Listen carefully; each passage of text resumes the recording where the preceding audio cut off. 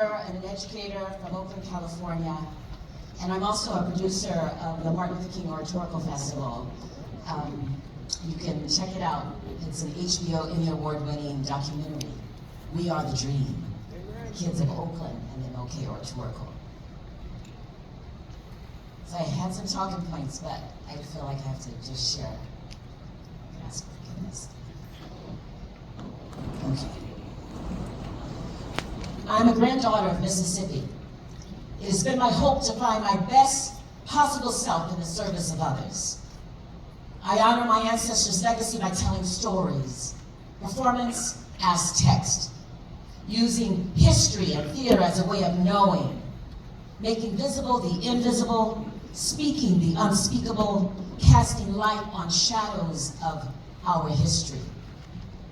And I question why racism, the most pervasive theme in our history and the sharpest division in America and American life, goes unexamined. Why complicity in racial injustice is not addressed.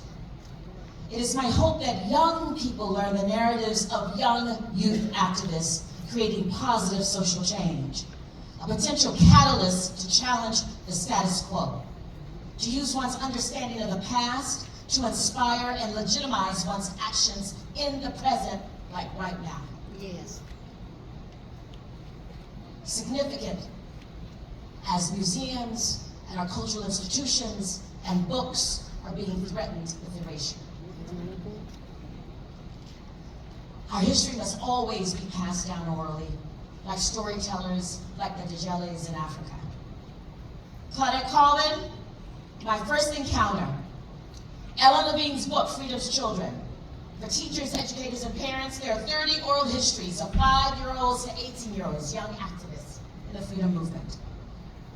In the second chapter on bus boycotts, there's an interview with Claudette Colvin just a few years after her arrest.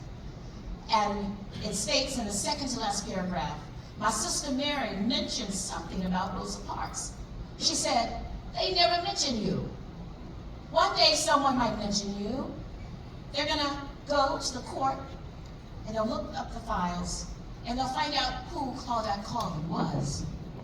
And it's as if her words leaped off the page into my heart and said, look me up, tell my story.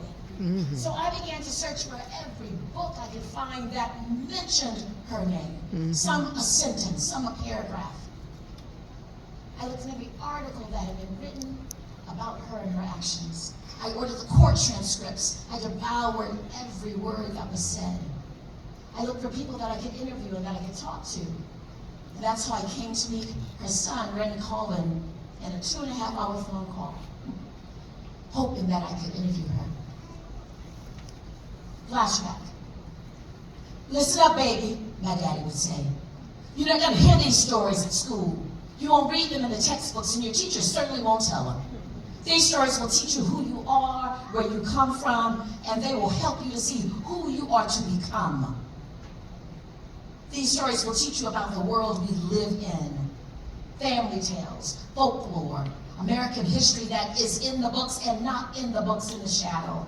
The African diaspora stories. I live vicariously through those stories because they fed my soul. Claudette Colvin's oral history fed my soul as a young teacher working on my curriculum, looking at first graders and sharing oral histories that you have a voice and power right now to speak up for what is right and what is just. That you are the teachers and you are the futures. Words that come to mind when I think about Miss Claudette Colvin.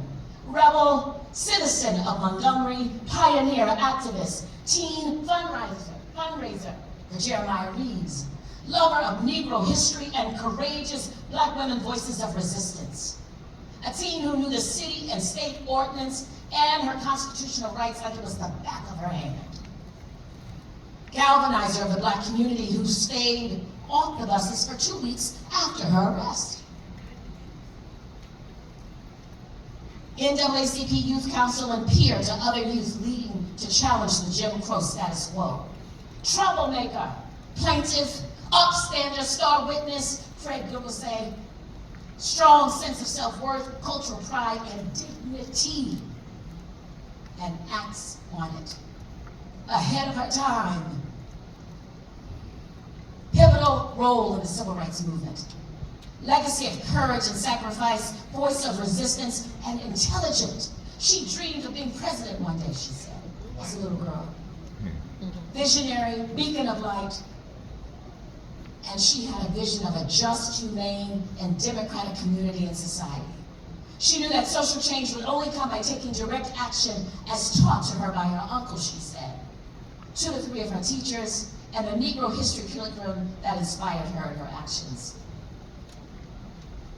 Students need to see and know the lives of children, women, and men who illuminate our best selves, who opened doors beyond darkness and invited us toward the magnificent light of our own best possibilities as mature, compassionate, evolving human beings. So I set out to cast the light on the shadows of historical record so that students can construct new messages as they weigh their lives on what's happening in the world today. And what can I do? Moments that brought me joy. Being able to tell her story to those kindergarten and first graders. As a storyteller, making money at a library to pay for my teaching credential classes at our 18 branches in the library at storytelling time. Working with pre-service educators as they were thinking about the curriculum that they were developing and what they needed to teach and must teach.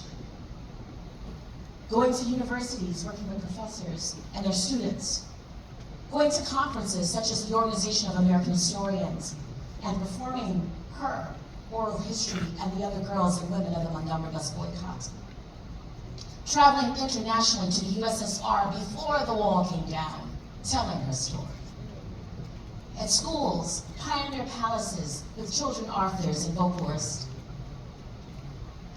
Continuing that travel to Australia, to Austria, to Canada, to France, even in the rainforests of Suriname, and the First Lady bringing her children and saying, thank you for allowing us to know the update on what happened to the citizens of Montgomery. What an inspiring legacy for us to know here. Accompanying her to the 50th anniversary of the Montgomery bus boycott in Alabama, and seeing her and Mary Louise Smith together again in decades. The last thing I want to leave you, I'm going to say 2 more things. Going with her to Booker T. Washington High School, where students didn't even know her name, no marker. And it was a social justice performing arts magnet high school. But telling that story, performing it, bringing her on stage, and it's documented in Phil Blues' book on page 100. You'll see the photograph of that moment. And then that evening at the Rosa Parks Museum, after the performance, in the audience, learning that members that were on the bus the same day that she was arrested were there, and having them come on stage and to talk, and the mayor of Montgomery apologizing for the actions of the city, giving her the key to the city, and a welcoming invite to please come back and visit. Bringing her to Stanford University for Dr. Clay Carson, the founding director of the MLK Jr. Institute of Education and Research, who honored her, who lifted her up and said, America will always remember Dr. Martin Luther King Jr. and Rosa Parks. But what they must know is that a teen, a 15-year-old who stood up on principle, who had not gone to the Highlander Folk School to be trained, who had not been chosen by the NAACP, but 9 months before, as it was just stated, on principle in her heart for what was right and just in this country, America, with the promise of the experiment of democracy. I say thank you, Claudette Colvin. You hold a challenge to the rest of us, the promise of ordinary citizens as change agents in the second decade of the 21st century, hoping to see the promise of what America can be, the experiment of democracy. America must live up to its vision of democracy and a promise of life, liberty, and the pursuit of happiness for all of her citizens. Ancestor Claudette Colvin, Ashe. Ashe. Ashe. Ashe. Ashe.